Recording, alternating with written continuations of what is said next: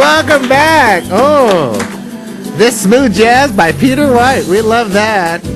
Why we have smooth jazz going on Connecting the Dots Network? Because Colin White, owner of Loss Prevention and Safety Consulting, is in the house right here. Let's give it up for Colin. How are you? I'm good. How are you doing? Doing great, man. Good. I love this music.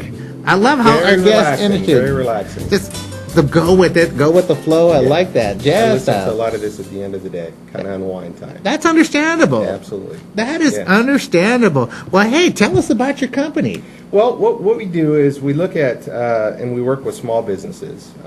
After about 25 years of working in the big corporate world, Yes. for a lot of the major Fortune 500 companies putting together their loss prevention and safety programs, I was approached by quite a few people saying, hey, why aren't you doing this for the small business owner? And really what loss prevention is all about when it comes to technically retail terminology is employee theft and fraud prevention. Yes. So, but beyond that, employee theft, fraud is really on a huge scale across all industries. Yes, it is. One of the things that a lot of people don't know, some of the more current estimates just in the United States alone, on a yearly basis, about $600 billion is lost due to employee theft and fraud.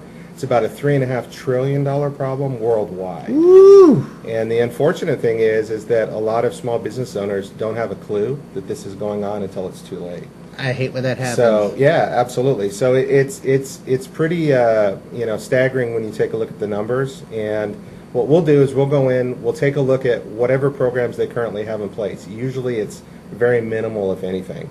And then we'll help them put together policy and procedural programs, training and awareness for their associates, their management teams, and we'll also look at technology from that standpoint as well. You know, CCTV systems. There are a lot of back-end systems that work on point of sale, cash registers, etc., to help track exactly what is going on. So this is a huge problem out there. We look at it and we talk to a lot of different associates that have actually been caught stealing. Yes. And a lot of times they just say, well, there was an opportunity. You know, the manager, the owner doesn't really care what's going on. They're not here that often. But you didn't tell them that you were interviewing them at the jail cell, too. Exactly. On the other side of the bars. Exactly. Huh? Exactly. So what we do is we go in and we really look at what are those opportunities, what can we do to close those gaps, and then help them put a really solid structured program in place. And again, all of the major corporations have programs in place. They have extensive teams, multi-million-dollar budgets, and what we do is we just come in and put together a customized package that the business owner can afford. Yes. And we work with them to basically implement the same strategies and standards. Oh, that's great. I understand you got a video, too. We do. Actually, several people were asking about examples of some of the things that I can show them. This gentleman, when the video comes up, he actually works in a convenience store, and you'll notice him selling cigarettes to a customer. All right, here it comes right now. The video's coming up here.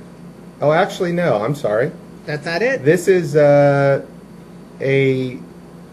Caught on tape, front view. No. Oh, This is a television warehouse where they're selling TVs, okay?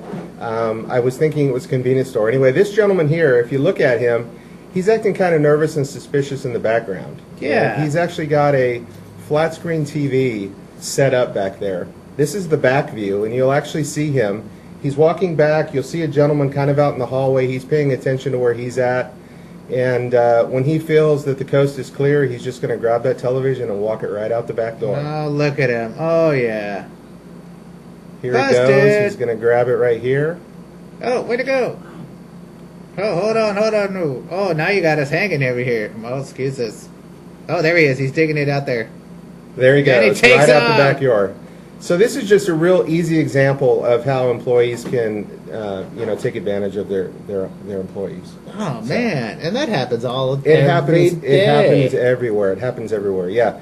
You know, one of the things that the Small Business Administration says is that a third of all bankruptcies that a small business files in the United States, Yes. at some point there's connection of employee theft and fraud in relation to that. So a third of them. Third of the business. Third of the businesses. And then the FBI states that 80% of all employees will steal at some point during their career life. So that could be early on in their career, when they're in high school, going to college. Unfortunately, I talk to people that are, middle and older age that are doing it the same way. So Taking the staplers home or that. It always usually starts with small things like that. It starts with, pens, paper, staplers, etc., and then it just kind of goes from there. Computers to file computers. cabinets to... When people get a little bit bolder, it seems like the value increases, and they try a little bit more. It's just sad. It's just sad how people just, they don't hit, I think we've kind of lost our morals in the country, and I think that people just do some things that pretty crazy. Now, here's a question. The morals back from the 1950s and 60s compared to right now, I mean, it's just night and day. Yeah, no, there's no comparison. I don't think you can compare it at all. Not at all. And I think a lot of it goes down to the way that we're raising kids today, and it just kind of follows that cycle. And unfortunately, kids, 10, 20, 30 years ago even, now that they're in the workforce, if they didn't have good examples to follow, they're susceptible to doing some things like this, unfortunately. That's right. But we as parents, too, to go out there and share with our kids and show what the morals are. Absolutely. Yeah, no, it's very, very important. It starts when they're young. It starts when they're living at home. And then instilling those values in them as they get older and go out and join the working force. Exactly. So they don't end up, doing something like this. Exactly. So, absolutely. Oh, this is good. Yeah. This is good. Also, too, for those kids that are at home looking for something to do, get involved. Get involved with the community. Downtown Partnership. We're throwing that one out there for you. You're looking for something to do. Downtown Partnership has many events going out there. Where at? Downtown. I love that song. That was cool. But whatever you can do, always give back to the community, because if you do that, those morals are actually brought up by leaders here. Absolutely. Absolutely. More over and over and over, and it's just love it that way. That's one thing we love about our community. It's just helping paying it forward. Give us a call if you're a business owner, and we can certainly sit down and help you out, put a program together that's fits within your budget. And you're located locally here? Located in Clovis, and we'll travel wherever need be. Just let us know what your issues are, and we'll go out and help you out. Oh, I love this here, folks. Well, hey, take a look at the screen. You can get in contact with Colin White right there on our screen. So any questions out like that, feel free to contact him and go out there and share. And check out this good music that Colin White said. That's that smooth jazz. Peter White. It is. Oh, Michael, turn that up slowly as we're going out there. This is good. I'm just going to go with this here. Feel the music, man. Albert Figueroa with Connecting the Dots with Colin White, owner of Loss Prevention and Safety Consulting. We'll be right back, right after these messages, with Colin White and Albert Figueroa with Connecting the Dots Network. Colin, thank you for joining us today, man. Oh, it's so good to have you on our show.